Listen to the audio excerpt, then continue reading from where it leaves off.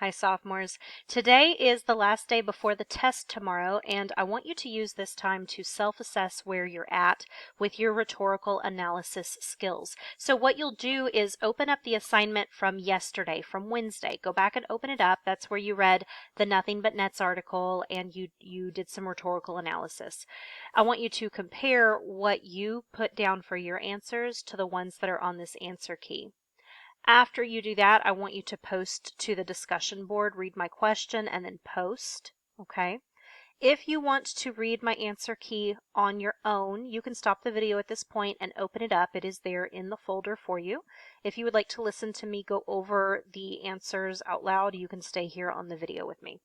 So for the pre-reading question, it does say that answers will vary by opinion, and I just want you to read my sample response so that you can understand how thorough I would like for you to be.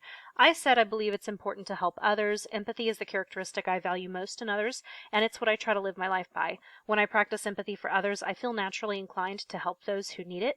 It feels important to me to help others because I think kindness breeds kindness, and I certainly hope someone will help me should I need it. And so I want you to aim for at least 5 sentences when you answer this pre-reading question, so be sure that you're being very thorough. Now, the next set of questions had to do with the rhetorical situation. So what is the author's claim or message? Well, he says that donating money to buy malaria bed nets will help make a positive impact on the African children who are dying of malaria. So he is encouraging you to literally donate money, like it's a thing he wants to do. That's what he's pushing. That's what he's trying to persuade you of. Now, who is the targeted audience? Because this was published in Sports Illustrated, I think, and I told you guys that yesterday in the video, you've really got to consider that. So we know that the targeted audience is going to be any reader of Sports Illustrated. Now, we need to be very specific. That is likely going to include athletes, fans, coaches. So those are probably the groups of people that he is really speaking to. I did pull 2 pieces of text evidence that would support this claim. This is like how I know that this is the claim. He says, I bet we, excuse me, I bet we could put a serious dent in Malawi. I don't know if I'm saying that correctly. And he also said we need nets. And so this is him talking about how money can help the situation and we need the nets. And that's him trying to persuade you. There are other pieces of text evidence that you could have used here. These are just 2 examples. Be sure that yours are at least similar to mine, even if you don't have my exact ones. This right here, it says, what is the purpose of these rhetorical devices? And so when I looked at the rhetorical devices, here was a logical appeal that said, according to the World Health Organization, transmission of the disease would be reduced by 60% with the use of mosquito nets and prompt treatment for the infected. So logically, we can reduce the disease if we have these nets. Emotional appeals, he had lots in this article. He talks about 3,000 kids a day. That's like 9/11 every day. That's supposed to like emotionally appeal to us. And because 9/11 is so shocking for us, that's why he's using that as a comparison. Everything that he said in paragraph 6. And then he also says that at the very end, I kick myself for that now. How many of those kids are dead because we sent the wrong nets?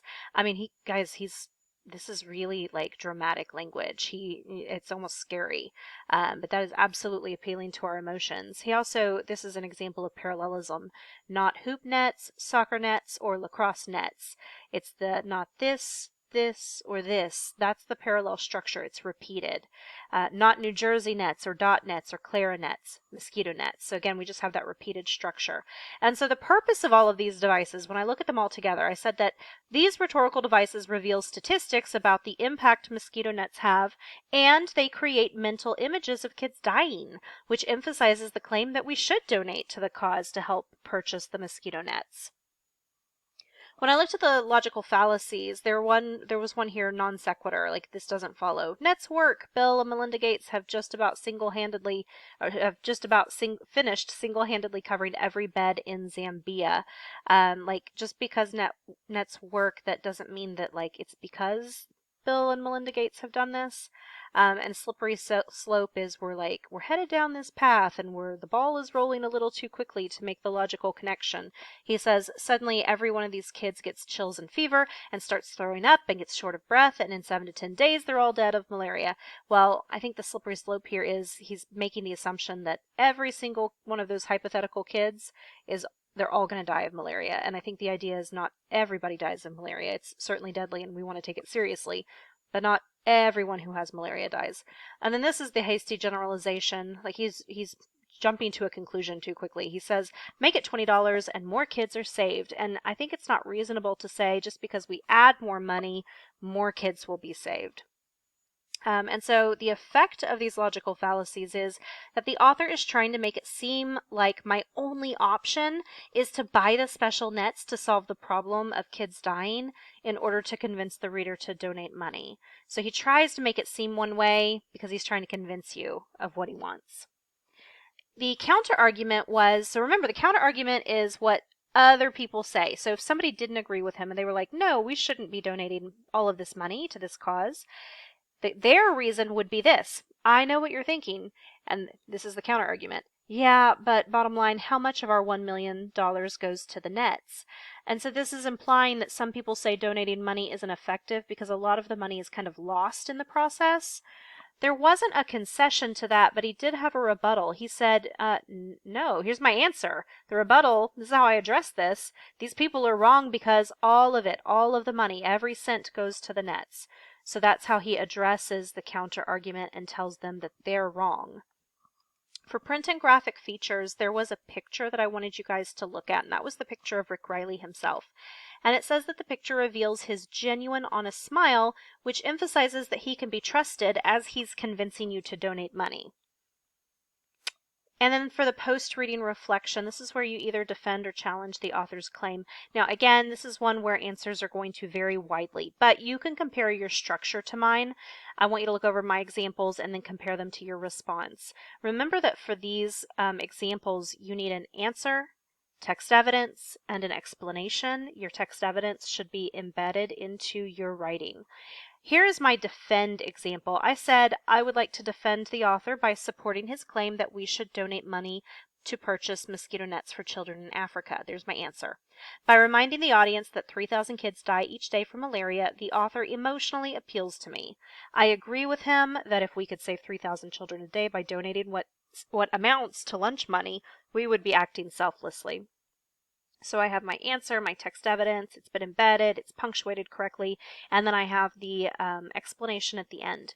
Now here's a challenge example if you took that stance, which is totally fine.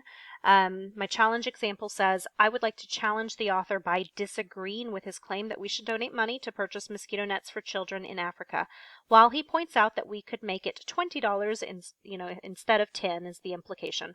More kids are saved.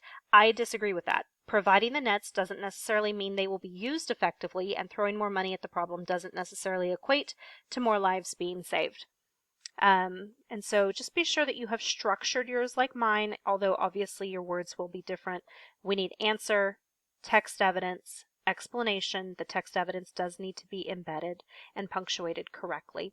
So I want you to spend time today comparing what you submitted yesterday to what I have provided here. If you want to go back and look at this more closely, this document here is linked into today's folder, so you don't have to keep rewatching the video. And then after you're done, I do want you to go to the discussion board to fill out the discussion board. And then, of course, let me know if you have any questions, and then you do have a test tomorrow on Friday. See you guys later. Bye.